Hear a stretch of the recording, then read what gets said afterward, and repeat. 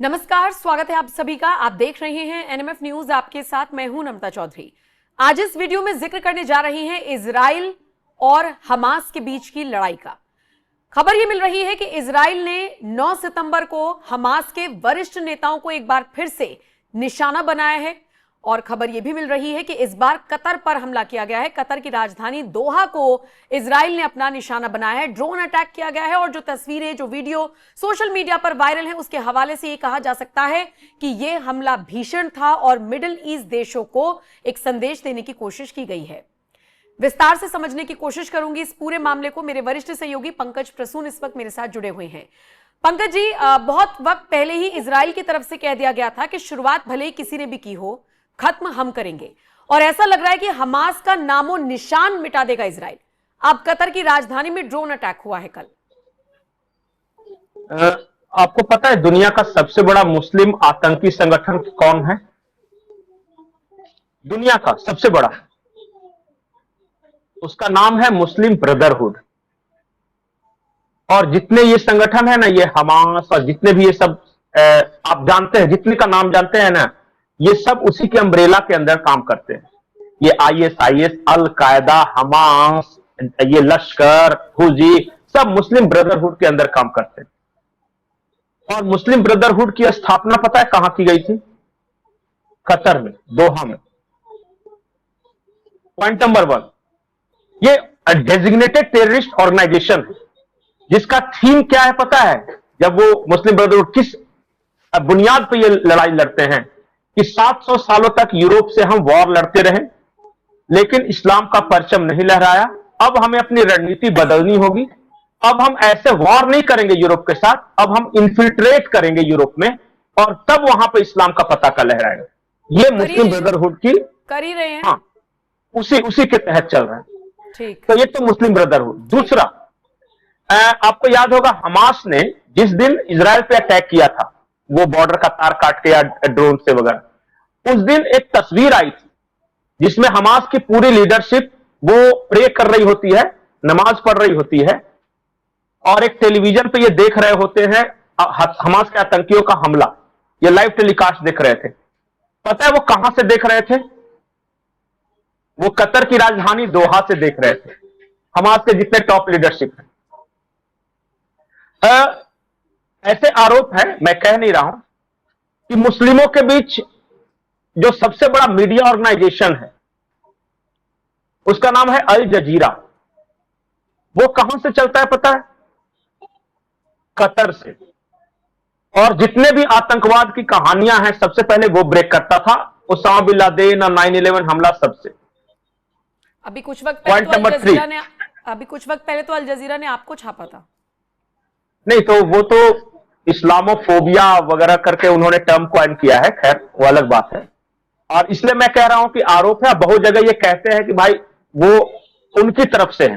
वो जैसे कि वेस्टर्न मीडिया का डोमिनेंस तोड़ने के लिए कतर ने फाइनेंस करके उसको एस्टेब्लिश किया था, अल जजीरा को। और एक इनवॉइस था, अभी वो चल रहा है कि नहीं मुझे नहीं पता, वो डिजिटल मीडिया। तो ये अल जजीरा, ये भी कतर में।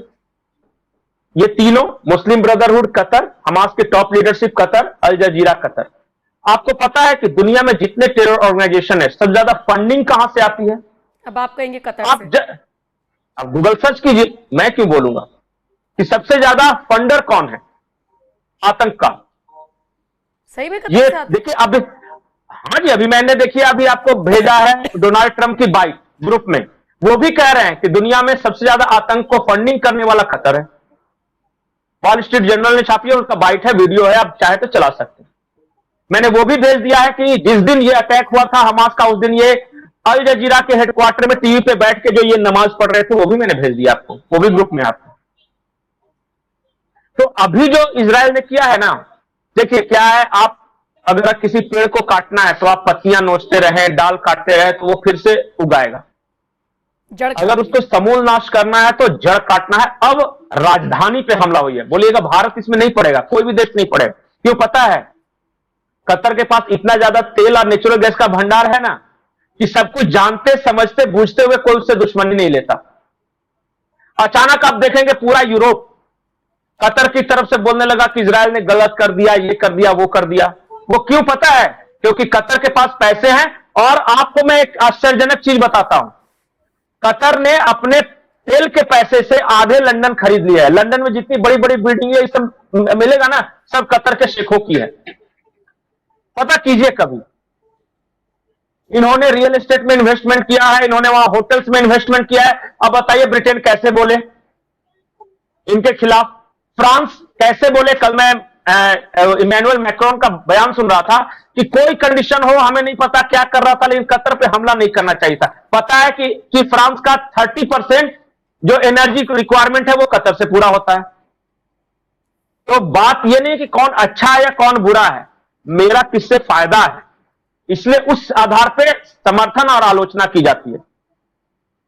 एक मैं आपको और विस्फोटक जानकारी दूं, मुस्लिम ब्रदरहुड से जुड़ा हुआ एक शख्स आईएईए का अध्यक्ष बन गया था। इंटरनेशनल एटॉमिक कौन एजेंसी है जो पूरे दुनिया में नजर रखती है कि न्यूक्लियर प्रोलिफरेशन नहीं हो। International atomic energy agency IAEA है इसका नाम। सोचिए, मुस्लिम ब्रदरहुड से जुड़ा व्यक्ति वो बन गया था वहां पर, यहां तक पकड़ है। अब समझ में आया? नहीं ठीक है, मिडिल ईस्ट देशों की परेशानी कैसे बढ़ रही है, क्योंकि मैं पढ़ रही हूं कि जॉर्डन और सऊदी अरब के हवाई क्षेत्र से गुजरकर ये हमला हुआ है। तो ऐसे में अब ये दो देश हो गए या खाड़ी देश हो गए, ये चिंतित हैं कि भाई अब हमारा नंबर अगला ना लग जाए। सऊदी अरब ने कतर के साथ खड़े होने की बात कही है, लेकिन अभी सैन्य मदद ऐसा कोई नहीं है, बस हम खड़े हैं आपके साथ, ये कहा गया है। बिल्कुल नहीं, तो ये क्या है ना कि बड़ा इंटरेस्टिंग है। 3 संपन्न देश हैं, यूएई जिसकी राजधानी दुबई है, सऊदी अरब और कतर। ये तीनों बहुत पैसे वाले देश हैं। तो ये जो 3 देश है ना, अरब में 3 ही देश प्रोमिनेंट है, कतर, सऊदी और यूएई। ये जितना कमाने धमाने सब जाते हैं, ज्यादा यही जाते हैं, बाकी ओमान वगैरह सब जाते हैं जहां तेल है, लेकिन ये तीनों सबसे डेवलप्ड कंट्रीज हैं। अब कतर पे अटैक हुआ है, वो भी सुन्नी देश है, सुन्नी इस्लाम। जब ईरान पे अटैक हुआ था तब तो ये सब सुन्नी एकता के नाम पे ये एक साथ थे, लेकिन अब दिक्कत ये आ रही है कि कतर पे अटैक कर दिया यार। और इजराइल ने अटैक किया। इजराइल ने अपने इंटरेस्ट में अटैक किया कि पूरा हमास का लीडरशिप वहां है, फंडिंग फाइनेंसिंग वहां से हो रही है, तो उसकी मजबूरी थी। लेकिन जियोपॉलिटिक्स के लिहाज से अब वहां माहौल बदलने वाला है। अब देखिएगा कि अब सारे सुन्नी देश जो कि ईरान पे हमले के वक्त चुप थे, अब इजराइल के इस हमले की निंदा करेंगे। सऊदी भी निंदा करेगा, जॉर्डन भी निंदा करेगा। कर दी सऊदी ने तो कर दी। अब समझ में आया वहां। और मैं आपको एक चीज बताऊं, यही कतर था जिसके शेख ने डोनाल्ड ट्रंप को वो चार्टर्ड प्लेन या हवाई जहाज पता नहीं क्या गिफ्ट कर दिया था। पैसे की ताकत, इन्फ्लुएंस, अमेरिका में इन्वेस्टमेंट, यूरोप में इन्वेस्टमेंट, सब कतर ने करके रखा है। और प्लान वही है मुस्लिम ब्रदरहुड वाला, if you can't win a war, infiltrate. और इन्फिल्ट्रेट करके करना क्या है, वहां की जितनी प्राइम प्रॉपर्टी है सब खरीद लो।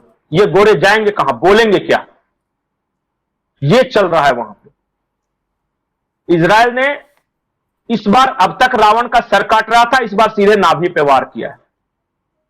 कंक्लूजन लाइन ये है। ठीक है, ठीक है, मतलब इसका असली और कतर के साथ एक और इंटरेस्टिंग बात है। हाँ बोलिए। आपको पता होगा कि भारत के नेवी के 7 या 9 ऑफिसर्स कतर में पकड़े गए थे जासूसी के आरोप में। वो किसी इजरायली कंपनी के लिए काम कर रहे थे। खबर यह थी कि आईएसआई के जो एजेंट्स हैं कतर ने, उन्होंने टिप दी थी कतर के ऑथोरिटीज को, और तब पकड़ा था। भारत ने कतर के साथ अपने अच्छे संबंधों के कारण उन सबको रिलीज करवा लिया। लेकिन यह साबित करता है कि कतर में आईएसआई की भी अच्छी खासी पकड़ है, उनका भी दबदबा है। ठीक। ये सारे तंजीमें पाकिस्तान का, ये वहां से फंड प्राप्त करते हैं। खबर तो यह है कि भारत में भी कई संगठन ऐसे हैं जो कि कतर से पैसे लेते हैं। ज्यादा जानकारी गूगल पे मिल जाएगी, आप लोग खुद सर्च करें। मैं 8 मिनट के वीडियो में और कितना बताऊं। मतलब इतना गंभीर होते होते कैसे ये वन लाइनर क्यों मार के जा रहे हैं। चलिए ठीक है, लेकिन इतना है कि हाँ, खुद से दर्शकों को खुद से भी कुछ करना चाहिए कि ये आदमी बोल रहा है, ये सच बोल रहा है, झूठ बोल रहा है, ये प्रोपेगेंडा फैला रहा है, क्या कर रहा है, ये वेरीफाई आप करेंगे ना। और मैं तो चाहता हूं कि जितने जर्नलिस्ट हो सबको वेरीफाई करें। बिल्कुल, दर्शकों को करना भी चाहिए। छोड़ देते हैं दर्शकों के ऊपर। वेरीफाई कीजिए सारे फैक्ट्स को। और इसके अलावा अब जिस तरीके से इजराइल की तरफ से हमला किया गया है उसको लेकर क्या बैकग्राउंड है, क्या पृष्ठभूमि है, पूरी तरीके से हमने आपको समझाने की कोशिश की। बताइएगा जरूर इस वीडियो पर आप क्या राय रखते हैं। बाकी अपडेट्स के लिए बने रहिए एनएमएफ न्यूज के साथ।